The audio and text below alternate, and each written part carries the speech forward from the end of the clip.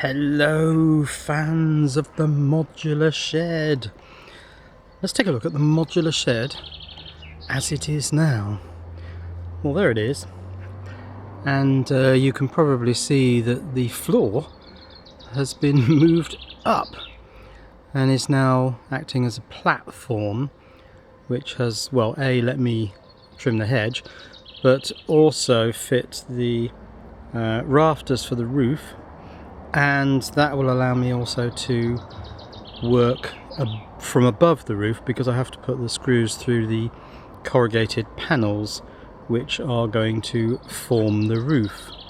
I have the corrugated panels. I bought them today. I managed to fit them in my car. These are the corrugated panels. It's a fibrous board impregnated with bitumen. This one's called Onduline. There are various others. There's Coralline, which I think is a bit thinner. This one's a bit thicker. Nearly £20 each, these boards, quite a lot. And I thought I'd go for the green tint version.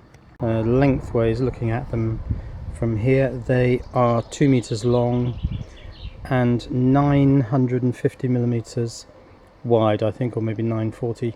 You can see there are actually two here, overlapped by two corrugations.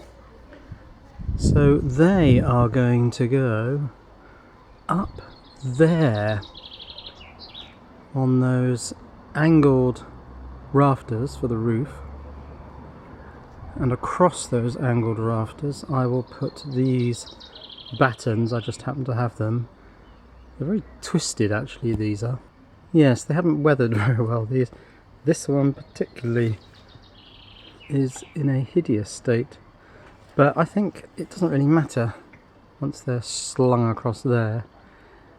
They just hold the those Onduline panels up, and they're very flexible, those corrugated bitumen sheets.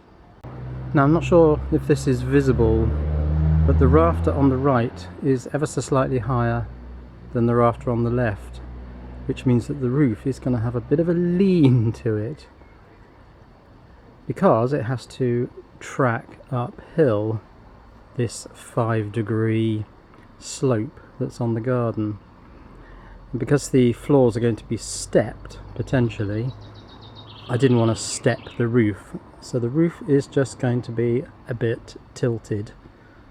So as I say, the floor has been shifted up. I bought another set of these hangers, and in fact there are only 6 screws in here. All the screws down the bottom are completely missing, and I've been up on this platform today trimming the hedge and fitting those rafter pieces on the extended posts. I'll put in a little clip, or a couple of clips of time lapse of me up on that platform.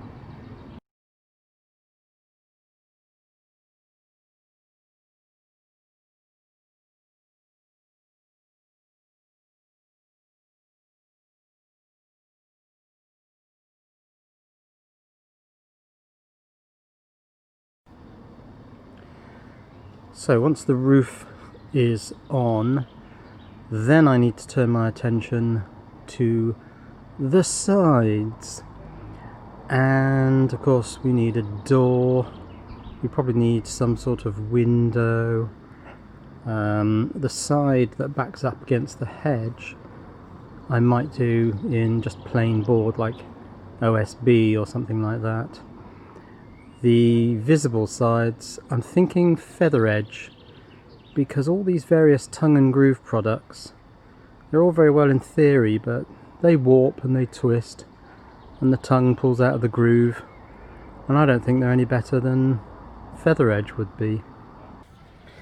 You can see here on my old shed, I think this is just shiplap, but it's twisted, and you can actually see through into the inside there. And even on my new shed, although these overlapping panels haven't opened up particularly, you can see that they've shrunk back, because you can see where the unpainted sections of wood are, and that's probably because this face of the shed does get the late afternoon and evening sun. I think it's about 45 degrees inside the shed at the moment, according to my temperature sensor. My temperature sensor, which is there in direct sun, so it's not surprising it's reading a very high temperature.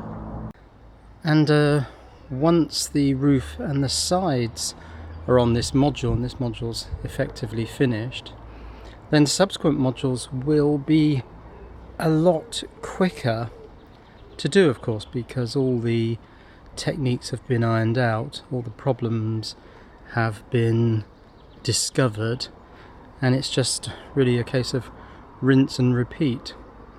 So it should be much quicker, spider on my arm, to build the 2nd, 3rd, 4th, 5th and 6th modules. But I'll leave it there today. Bye.